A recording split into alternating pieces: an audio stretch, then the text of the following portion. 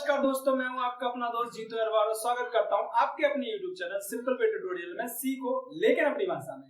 दोस्तों, आज के इस वीडियो में हम सीखेंगे एक्सेल में किस तरह से आप इफ्स का फॉर्मूला यूज कर सकते हो।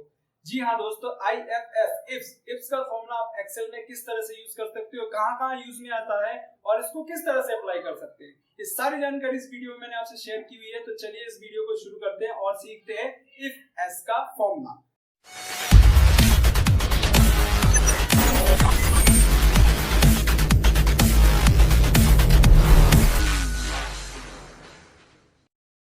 दोस्तों, आज के इस वीडियो में हम सीखेंगे कि एक्सेल में किस तरह से इफ़ एस का फंक्शन हमें यूज़ करना है या आप अपने डेटा में इफ़ एस का फंक्शन किस तरह से अप्लाई कर सकते हैं। तो सबसे पहले हम जानते हैं कि इफ़ एस का फंक्शन और इफ़ के फंक्शन में क्या डिफरेंस होता है।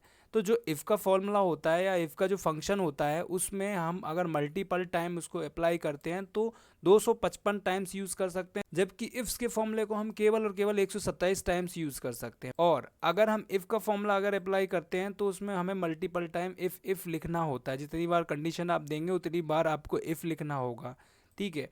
और इफ़ के फंक्शन में अगर आप कोई कंडीशन देते हैं तो उसमें ट्रू और फॉल्स के लिए आपको अप्लाई करना होगा, कोई भी कंडीशन अगर अप्लाई करते हैं। बट इफ्स के फंक्शन में केवल एक ही बार आपको इफ्स लिखना होगा और मल्टीपल कंडीशंस आप देख सकते हैं 127 बार, और इसमें केवल और केवल आपको ट्रू वैल्यू ही शो करनी होती है। फॉल्स के लिए इसमें कोई कॉलम नहीं है। तो देखते हैं इफ एस का फंक्शन किस तरह से वर्क करता है। तो इसको अप्लाई करने के लिए अपने डेटा पे हमें सबसे पहले इक्वल टू लगाना होता है। तो मैंने इक्वल टू लगाया, यहाँ पे इफ़ एस लिखा मैंने। जिस तरह से इफ़ एस लिखा मैंने, जैसे ही इफ़ एस लिखूंगा तो नीचे लिखा हुआ आ जाएगा। आप चाहें तो टैब से और माउस से डबल क्लिक करके उसको सिलेक्ट कर सकते हैं। अभी हमें वो वैल्यू देनी है जिससे हमें लॉजिकल टेस्ट देना है, यानी कि उस पर कंडीशन लगानी है। तो हमें किसके थ्रू कंडीशन लगानी है, यहाँ पे इस सेल के। इस सेल की जो वैल्यू है बराबर रहनी चाहिए, किस सेल की वैल्यू से, इस सेल की वैल्यू से रहनी चाहिए बराबर। तो हमें क्या रिफ्लेक्ट करना चाहिए इस सेल में जिसमें हम फॉर्मूला लगा रहे हैं, उसमें ये रिफ्लेक्ट करना चाहिए, यानी जनवरी रिफ्लेक्ट करना चाहिए, यानी कि C6 सेल में जो वैल्यू है वो यहाँ पे रिफ्लेक्ट करनी चाहिए। तो इसको लॉक कर देते हैं। ये फॉर्मूला इतना, एक कंडीशन लॉक हो गई है।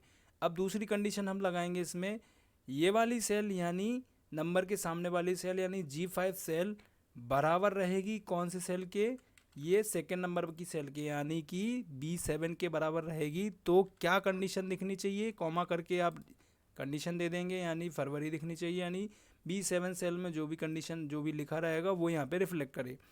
फिर से कॉमा लगाएंगे, हम फिर से कंडीशन दे देंगे कि अभी इस सेल में जो भी वैल्यू रहेगी यानी G5 में जो वैल्यू रहेगी वो बराबर रहेगी किसके सेल के, ये वाली सेल के B8 के बराबर रहेगी। तो क्या दिखना चाहिए, कॉमा लगा के हम वो कंडीशन दे देंगे। फिर से हम सेम कंडीशन लगाएंगे, ये वाली सेल बराबर रहेगी इस सेल के, तो यहाँ पे ये दिखना चाहिए। इसको फिर से लॉक करेंगे, फिर से हम सेम कंडीशन लगाएंगे, ये वाली सेल बराबर रहेगी इस सेल के, तो यहाँ पे ये दिखना चाहिए। फिर से कॉमा लगाएंगे, फिर से यहाँ पे लिखेंगे ये वाली सेल बराबर रहेगी इस सेल के, तो यहाँ पे दिखना चाहिए, ये वाली वैल्यू दिखना चाहिए। इसी तरह से आपको मल्टीपल टाइम, जितनी भी टाइम आप देना चाहते हैं इसमें फॉर्मूले में कंडीशंस, वो आप अप्लाई कर सकते हैं मैक्स टू मैक्स 127 टाइम्स, यानी कि 127 बार आप इसमें कंडीशंस अप्लाई कर सकते हैं। तो इस तरह से मैं आपको कंडीशंस अप्लाई करके बता रहा हूँ कि आप कितनी बार कंडीशंस अप्लाई कर सकते हैं। 127 बार कंडीशन अप्लाई कर सकते हैं आप, ठीक है। अब अगेन हम इसमें लगाएंगे कि ये वाला सेल बराबर है किस सेल के, V13 सेल जो रहेगा, तो उसमें दिखना चाहिए अगस्त, यानी अगस्त वाली सेल में जो भी लिखा है वो दिखना चाहिए। इसको कॉमा करेंगे, फिर से यहाँ से इसका रेफरेंस देंगे, इक्वल टू लगाएंगे, फिर इसमें भी लगाएंगे ये कंडीशन कि ये वाले सेल में जो भी वैल्यू रहेगी इसके बराबर होनी चाहिए। देन यहाँ पे ये दिखे सितंबर, इसको फिर से कॉमा लगाएंगे और फिर से यहाँ पे रेफरेंस देंगे हम ये वाली सेल का, इक्वल टू लगाएंगे। ज़रूरी नहीं है इक्वल टू लगाएं, अगर आप ग्रेटर देन की कंडीशन बन रही है, ग्रेटर देन इक्वल टू की कंडीशन बन रही है, ग्रेटर देन लेस देन की, या greater than equal to less than equal to की कंडीशन बननी है, जो भी कंडीशन आप बन रही है वो आप अप्लाई कर सकते हैं इन सेल में, ठीक है। तो यहाँ पे जो हमारी कंडीशन बन रही है वो इक्वल टू की बन रही है, तो हम इक्वल टू यहाँ वैल्यू दे रहे हैं। आप जो कंडीशन बनती है आपके अकॉर्डिंग, जो फॉर्मूला आप लगा रहे हैं उस फॉर्मूले में जो भी आपकी कंडीशन बनती है इक्वल टू की तो बनती है तो इक्वल टू दें, ग्रेटर देन की बन रही है तो ग्रेटर देन दें, लेस देन की बन रही है तो लेस देन दे सकते हैं आप, जो भी आपकी कंडीशन बन रही है उसके अकॉर्डिंग आप दे सकते हैं। ओके, तो मैं यहाँ पे दिखा रहा हूँ आपको, ये यहाँ पे दिया हमने, कॉमा लगाया, फिर इसकी जगह पे ये आना चाहिए, फिर से लॉक किया मैंने इसको, अब ये वाली सेल दिया मैंने, अब ये वाली सेल बराबर होगी ये वाली सेल के, देन यहाँ पे क्या रिफ्लेक्ट हो, ये वाला। अब जैसे ही आप लॉक करके एंटर करेंगे तो इस तरह से ये वैल्यू शो हो जाएगी। अब यहाँ पे मैंने इतनी सारी कंडीशंस आप देख पा रहे हैं यहाँ पे दी हुई हैं, सारी की सारी अप्लाई की हैं। अब मैं एक एक करके आपको दिखाता हूँ। यहाँ पे अगर 1 रहेगा तो यहाँ जनवरी आ जाएगा, 2 रहेगा तो फरवरी आ जाएगा, 3 रहेगा तो मार्च आ जाएगा, 4 रहेगा तो अप्रैल आ जाएगा। अब दोस्तों इसमें जो फॉर्मूला लगा है वो क्या वर्क कर रहा है कि इस सेल में जो लिखा है अगर वो इस सेल के बराबर है, ये जो सेल है इस सेल के बराबर है, तो यहाँ पे ये रिफ्लेक्ट करेगा। इसमें ये कंडीशन लगी हुई है। अब यहाँ पे कुछ भी लिखा रहेगा तो वो यहाँ पे रिफ्लेक्ट होगा। अगर जैसे कि 4th सेल में अप्रैल लिखा है तो अप्रैल रिफ्लेक्ट कर रहा है, अगर मैं अप्रैल की जगह कुछ और लिख दूंगा तो वो सेम यहाँ पे रिफ्लेक्ट करेगा। तो इसमें ये कंडीशन अप्लाई है। अब हम बात करते हैं एग्जाम्पल नंबर 2 की। तो जैसा कि आप देख पा रहे हैं यहाँ पे मैंने एक पॉइंट्स बनाए हुए हैं कुछ इसको दिखाने के लिए। यहाँ पे फर्स्ट इसमें सेल में दिख रहा है नेम, ये सेल्समैन के नेम है, और सेकंड सेल में दिख रहा है अचीव्ड टारगेट, यानी इनने सेल्स का कितना % टारगेट अचीव किया है। अब पॉइंट दिख रहा है। अब पॉइंट्स के लिए मैंने एक स्लैब बनाया है जो कि इसके बाजू में है, आपको समझाता हूँ इसमें किस तरह से आपको स्कोर पॉइंट अचीव करना है। अगर 0 से 80% इन्होंने सेल्स का टारगेट अचीव किया या कोई भी टारगेट अचीव किया तो 1 पॉइंट मिलेगा। 81 to 85 अगर इन्होंने टारगेट किया तो 5 पॉइंट मिलेगा, और 86 या इसके प्लस यानी 100% किया तो इनको 10 पॉइंट मिलेंगे। अब ये किस तरह से मिलेंगे, इफ़ एस के फॉर्मूले के थ्रू हम समझते हैं।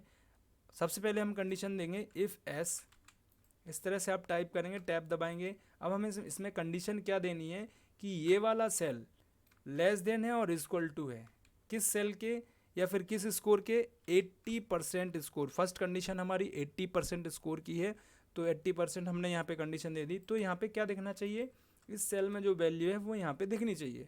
तो हमने ये सेल का रेफरेंस दे दिया, कॉमा लगा दिया, ये फर्स्ट कंडीशन हमने अप्लाई कर दी। अब सेकेंड कंडीशन इसमें क्या है कि ये वाली सेल लेस देन और इक्वल टू है किसके, 85% के। अब हमें कितना स्कोर दिखाना है, 85% दिखाना है, तो हम 85 मैंने यहाँ पे कंडीशन दे दी, और इसको कॉमा लगा के ये वाला सेल का हमने यहाँ पे रेफरेंस दे दिया, G5 सेल का। अब इसको भी लॉक कर दिया मैंने, ये सेकंड कंडीशन होगी। अब थर्ड कंडीशन हम इसमें अप्लाई करने के लिए यहाँ पे आएंगे, C4 सेल पे मैं आया। यहाँ पे क्या कंडीशन हमें देनी है कि C4 सेल क्या रहेगा, ग्रेटर देन रहेगा, और C4 सेल ग्रेटर देन रहेगा किससे, 85% से। ठीक है, देन तो क्या दिखेगा, ये इसको दिखेगा 10, जो ये सेल में वैल्यू रहेगी वो दिखेगी। इसको पोस्टर बंद करके जैसे आप एंटर करेंगे तो इस तरह से कंडीशन अप्लाई हो जाएगी। अब ये नीचे जैसे ही आपने कंडीशन अप्लाई की तो यहाँ पे 0 क्यों आया, इसका रीज़न मैं आपको बताता हूँ। फर्स्ट सेल में जैसे हमने दिया F2 करेंगे आप इस पर जाके ही, जैसे आप इस पर जाएंगे कर्सर करेंगे सेल पे और F2 करेंगे तो इस तरह से आपको सारे फॉर्मूले दिख जाएंगे, जैसे कि यहाँ पे ये हाईलाइट हो रहा है किस किस सेल में लगा हुआ है। तो ये हमने जो फॉर्मूला लगाया वो सही लगा इस सेल में। अब नीचे वाली सेल में देखते हैं, तो ये देखिए ये जो फॉर्मूला लगाया नीचे को खिसकते आ रहा है, जैसे कि यहाँ पे देखेंगे यहाँ पे आ गया, यहाँ पे देखेंगे तो यहाँ पे सेल का रेफरेंस चेंज करते हुए आगे बढ़ रहा है। तो इसको एक जगह फिक्स करने के लिए हमें जिस सेल का रेफरेंस फिक्स करना है, जैसे कि हमें G सेल के जो G सेल हैं G6 हैं, ये सेलों के रेफरेंस फिक्स करने हैं, तो उस सेल पे जाके आप F4 प्रेस कर देंगे तो इस तरह से ये लॉक हो जाएंगी। ये G5 पे भी हम F4 प्रेस कर देंगे, G4 पे भी हम F4 प्रेस कर देंगे, तो इस तरह से ये सेल रेफरेंस लॉक हो गया। अब इसको जैसे हम स्क्रॉल डाउन करेंगे तो यहाँ पे ये वैल्यू रेफरेंस चेंज होना बंद हो जाएंगे। ये देखिए ये रेफरेंस चेंज नहीं हो रहा है अब सेल का।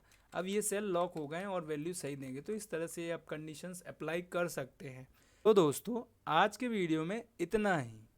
वीडियो देखने के लिए बहुत बहुत धन्यवाद दोस्तों। वीडियो पसंद आया हो तो लाइक करें, ज्यादा से ज्यादा लोगों को शेयर करें और कमेंट करके बताएं वीडियो आपको कैसा लगा। साथ ही साथ आप ये भी कमेंट कर सकते हैं यदि आप एक्सेल में कुछ भी सीखना चाहते हैं, कुछ समझना चाहते हैं, कोई ट्रिक चाहते हैं मेरे द्वारा, तो प्लीज आप कमेंट बॉक्स में शेयर कर दीजिए। मैं बिल्कुल उस पर वीडियो बनाऊंगा और आपकी हेल्प करूंगा। YouTube चैनल पर नए हैं तो रिक्वेस्ट करूंगा सब्सक्राइब करना ना भूलें साथ ही साथ बेल आइकन को जरूर प्रेस करके रखें ताकि आपको सबसे पहले हमारा नोटिफिकेशन प्राप्त हो सके। आज के वीडियो में इतना ही।